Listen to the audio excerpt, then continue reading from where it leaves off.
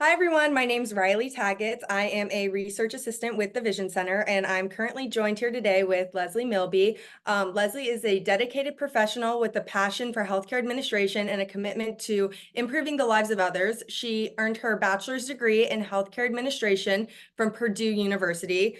Following her undergraduate studies, Leslee gained valuable experience working for a private medical practice for 6 years, and that hands-on experience provided her with insights into the operational aspects of the healthcare delivery and importance of patient-centered care. Driven by a desire to advance her career and make a greater impact in the healthcare field, she pursued further education and will obtain her master's degree in healthcare administration from IU Indianapolis in May of 2024. During the first year of her MHA program, she embarked on a journey in long-term care, recognizing the growing need for skilled administrators in this critical area of healthcare. She recently completed an administrator in training program at Hoosier Village, which is a BHI senior living community, and she's now eligible to take her exam to become a licensed administrator in the state of Indiana. Continuing on her experience and expertise, she transitioned into the position of founding operations coordinator for BHI Senior Living. In this role, she can leverage her administrative skills to support the organization's mission of providing exceptional care and services to older adults, ensuring that every resident receives the highest quality of care and support. And then a little bit about the Vision Center. Vision Center aims to inspire passionate students in the field of aging services to meet field of aging services to meet leadership needs of the country with quality higher education programs and partnerships for rewarding, impactful careers. So, Leslee, just to get started a little bit, what made you kind of make the switch between, medical private practice into long-term care? So I've always known that I wanted to have a career where I'm helping people. I was never exposed to long-term care prior to about maybe a little over a year ago when I went with my class to Hoosier Village for a tour.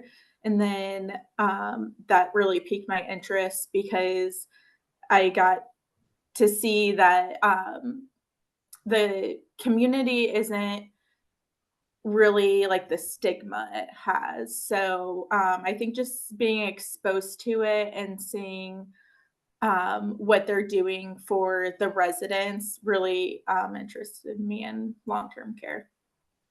Yeah, so you didn't have any, prior interest or experience in senior living. It really was just that tour that kind of interested you?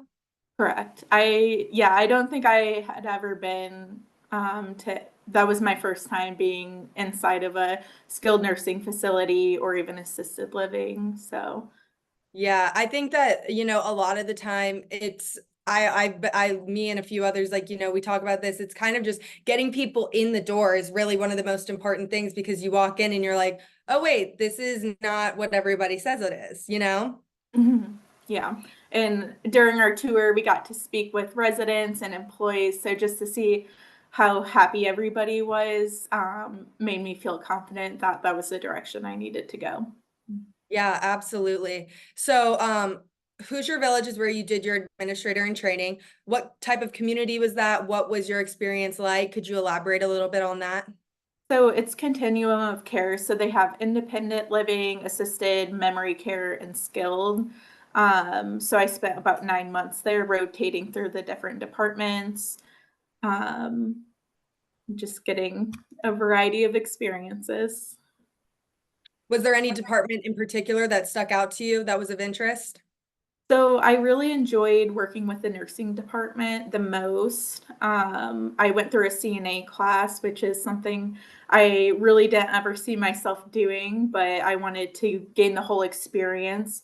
And I really enjoyed working some shifts as a CNA and just getting an understanding of what that job entails and just the role and how it affects the residents. So I really spent a lot of time in the nursing department. Yeah. So was CNA certification, was that a requirement of your AIT or is that something that you just opted into doing? I just opted into doing it. Gotcha. Yeah, because there's been a little bit of talk recently about, the importance of CNA or being certified as a CNA in your AIT to kind of get that clinical hands-on experience, which personally I understand the importance, but I would be freaking out. But yeah, I definitely think that there's a lot of importance, like to be able to, if anything, if you need to fill in for a CNA who can't make it that day or something like that. For someone like me who literally is scared of bodily fluids, I don't really know how that would work out, but that's really unique to see that, that was something that you took on yourself and that was important. And I feel like you probably learned a lot from that. Yes, and I just feel like as a leader, I would want to do anything that I'm asking anybody else to do. So I think it just gives you a different perspective. So I'm glad I went through that. Yeah, no, absolutely. You bring up a good point about, being in administration and having that kind of clinical hands-on experience. That's the one thing that I haven't done my AIT yet. I actually start that in June, but I've done a few internships and field experiences throughout the years. And one thing that I've always really thought was important was, spending the time with housekeeping and maintenance and, seeing what are the cleaning supplies, what does a day in their life look like? So then you can kind of come to that understanding of, okay, this is what it looks like, this is how it should be, just understanding the roles that sometimes don't get the value that they truly deserve. So how does what you learned in your AIT relate to your current role in corporate? So currently, I'm the operations coordinator for the foundation. Um, I'm thrilled to have this experience, and I think it's going to it's it's just building on the skills that I have learned in my AIT, and understanding how the foundation impacts the communities and the residents, and um, just seeing it from that perspective is going to be a great experience. Absolutely. Can you explain a little bit about what the BHI Foundation is for people who haven't heard of it? Yeah, so we have a foundation and it supports wellness programs for our communities. It supports employees' scholarships for continuing education. Um, it supports residents who have exhausted their funds. So it really just supports the communities, the residents, the employees to ensure that we're improving the lives of the older population that we serve. Yeah. So what kind of made you make the switch from, in community to more of a corporate role? And does that role, do you still go into the communities or kind of what were you thinking when you made that switch? So I still do go to the communities to meet with residents or other staff members, but I wanted to stay with BHI after my AIT, so I decided to take that role. But I also thought it would give me skills that I didn't necessarily get other places. So I'm just getting all of the knowledge and skills I can to prepare me for my future. So, Gotcha. Speaking of the future, what is kind of your career path or aspirations that you're thinking of? um, well, my next step is to take my exam to get licensed as an administrator. So, and that is currently my focus. Gotcha. And then if when you get licensed, would you want to go and work back in the community as a nursing home administrator, or are you still thinking, more in the corporate aspect? I would like to eventually go back to a campus and um, work on a campus, but we'll see where it takes me. Yeah, absolutely. Senior living is ever evolving. There's so many different opportunities. You never know what's going to come up. So I get that completely. Is there any specific resident experience that sticks out to you that was, funny, of importance, anything like that? Um, Not a specific story, but I would have to say there were certain residents in memory care or skilled that you just build those relationships with, and that was really meaningful to me. Specifically in the memory care, I had a few residents I really bonded with, and that was special to me. So, Yeah, absolutely. So when you think kind of broadly about senior living, and this is not like specific to the organization you work with or communities, but what are some areas that you've seen in learning about senior living or about the industry that you think could use improvement? Um, I think recruiting and retaining staff members, because that really is the foundation of any company. So to be able to fulfill your mission and serve your residents, just having the right staff in the right places is important. So I know staffing is a struggle in any industry, but I think in senior living, definitely. Yeah, no, absolutely. One thing I've noticed is I have like a lot of friends that have graduated in marketing, and that almost seems like a field where there's too much, like people can't get jobs. And then in senior living, there's so many availability where, you could be in marketing, you could be in accounting, you could be in trade school, and there really is so much opportunity. But I think that there's either a lack of knowledge regarding the senior living field or just kind of a lack of interest. And I think that once people kind of enter the field and realize like, oh wait, this actually is pretty great, then it's like, oh, I can't believe I wasn't doing this earlier. But I think that, and do you have any ideas on, how that could be marketed to people and how to get people from other industries more interested in, the senior living field?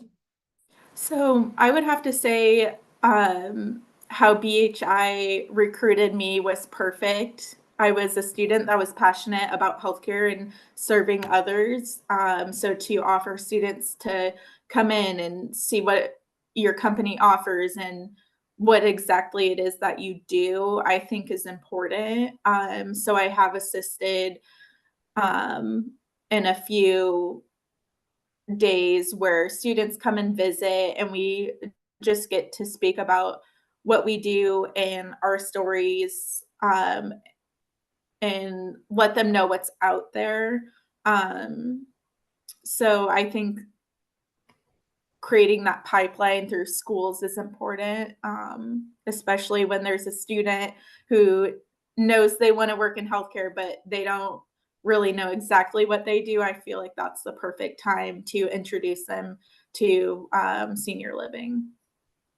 Yeah, no, I would completely agree with you. I think that definitely getting students more involved in things like that. I mean, that's great that BHI does that. I know my university, I attend Western Kentucky. I'm in my master's, and I actually graduated May 24, just like you. So I'm excited to get this wrapped up. But we have to do like an internship for our undergraduate and for our masters. And it would be great if there was, communities that would come in and talk to us, because it's kind of more of they give you like a list, but it's more of a cold calling situation. And I think that's why a lot of people end up at like one of the more hospital-based places around here or something like that versus senior living, because when you're offered, you're like, oh, go get an internship, you're kind of going to take whatever. And if you look and you're like, senior living, not really a point of interest, you're probably not going to go look into it. Whereas if it was like, what, we're going to do like an intern fair, come around, come meet the people, and then you could talk to, an executive director or administrator and be like, oh, wait, that actually could be something that I'm interested in. Because I think an interesting part too about senior living is it seems to combine a clinical care side and also just like the hospitality side, which I think is why a lot of people end up in acute care. So it's interesting how people don't see that directly translates to senior living, at least in my opinion. Mhm. Yeah, I agree.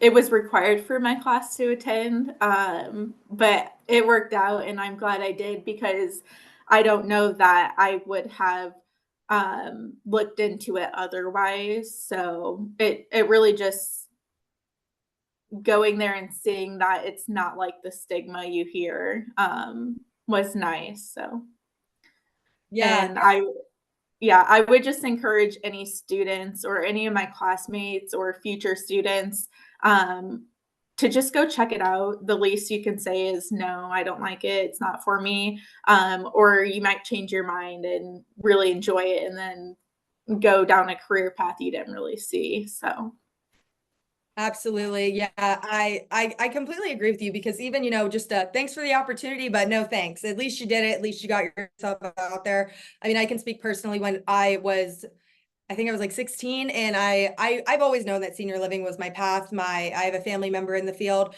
and I've just always really enjoyed visiting with residents at a young age. I just kind of grew up around it. But my mom works on the clinical side actually in like a hospital. So she was like, why don't you go try that just to see? And I was like, no, no, no. Went in, I was in like cardiac rehab. I did it for the summer, great experience, but I was like, yep, no, not for me. Not really more of a not much of a hospital person. But I think definitely, at least putting yourself out there and giving yourself the opportunity to see if you might be interested is definitely important, especially with the younger generations. I can speak for myself too. Sometimes someone will tell me something and I'm like, no, I know I'm not interested. And I won't even give it a second look. But you can't think like that. You have to be open to all the opportunities. I agree. So you talked about a little bit about some of the stigmas. Can you tell me like what personal stigmas you had or just stigmas you've heard throughout the years about senior living? So I don't think I really had an opinion on it.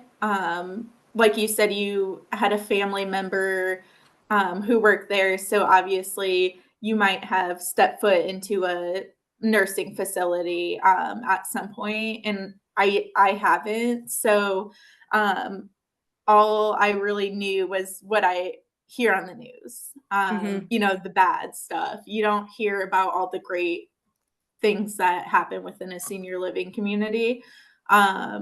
So I think, the stories you hear on the news, that's really the only stigma that I have ever heard. So I Yeah. don't even know that I've taken a long-term healthcare class throughout school. So most of it is acute care. So um, I just didn't have any exposure to it, so I'm glad that I got to experience it and, form an opinion of my own. Yeah, I think that you bring up a good point about, how you hadn't even taken a long-term care class. My university is, I would assume, somewhat similar in the aspect that, there is more of a focus on acute care, which definitely works for the acute care students. And I'll give it to Western, a majority of the students are acute care. So that makes sense that they're catering to that population. But I think that, like we have long-term care elective classes. Sometimes people will take, but most of the time people opt out of it. I think just having like a mandatory or like required class as part of your, I don't even know the word. What is it? Curriculum. Yeah, curriculum. Thank Mhm. you. Just having like an intro to long-term care class, I think would just be something to be like, oh, like when you're a sophomore or something, it might even attract more people to be like, wait, that could be something that I'd be interested in doing. Because a really unique part of senior living, I think that people don't realize is I feel like there's a lot more opportunity to climb the ladder, especially at a young age versus acute. And I'm sure Yes. you can speak to that. You're already in corporate after doing 1 year of an AIT, which is unheard of in the acute setting. So I also think another thing that people don't really think about with long-term care is if you work in acute care, you still need to understand post-acute because when your patients are getting discharged into rehab, you need to understand the whole picture and what happens afterwards. So it really is a team effort for the patient and the resident, just to understand both. So I'm glad I got this post-acute experience as well. Yeah, I think that you bring up a really good point with that too, because a lot of the residents in SCCRC or a skilled or short-term rehab are either coming or going from a local hospital, most likely. And, the care team there needs to have kind of that geriatric training to know, because, there's the stigma that seniors are difficult and they just complain, which, sure, that is definitely true in some cases. But for the most part, like they just want to feel like like they want to have that autonomy. They want to feel like people care about them. And so when clinical staff can have the tendency to kind of disregard just because of age or they can't take them seriously. And I think that, even just having that geriatric training on the acute side is so important for, quality of care for residents. So let me think here. So you started in senior living through your AIT, now you're in corporate. So what would you want somebody who was in your position like a year and a half ago or whenever who didn't know about senior living, what would you want them to know? I would like them to know to just explore your options and see what's out there. Um, Worst case scenario, you don't like it and you don't have to do it. But I would say just look for those opportunities um, and take them. I really enjoyed it, but I knew that I wanted to work somewhere where I could have meaningful relationships with people. So long-term care ended up being perfect for me. So, Yeah. What would you say is the biggest lesson that you've learned so far in your career? um, again, I would just say taking opportunities. So I think professionally, I all of my accomplishments, just looking back at them, were things I never thought of for myself, and it was just because I said yes to something that I really didn't, think about. So, I Mhm. think just saying yes more often, Yeah. Where do you see the future of senior living going? hopefully evolving and, continuing to bring in new talent and just improving the quality of life for older adults. Yeah, absolutely. I've been seeing more and more, technology kind of coming up, to kind of touch on what you said earlier about, staffing and retention, since that does seem to be such an issue in senior living, especially post-COVID. I mean, Mhm. it's just crazy these days.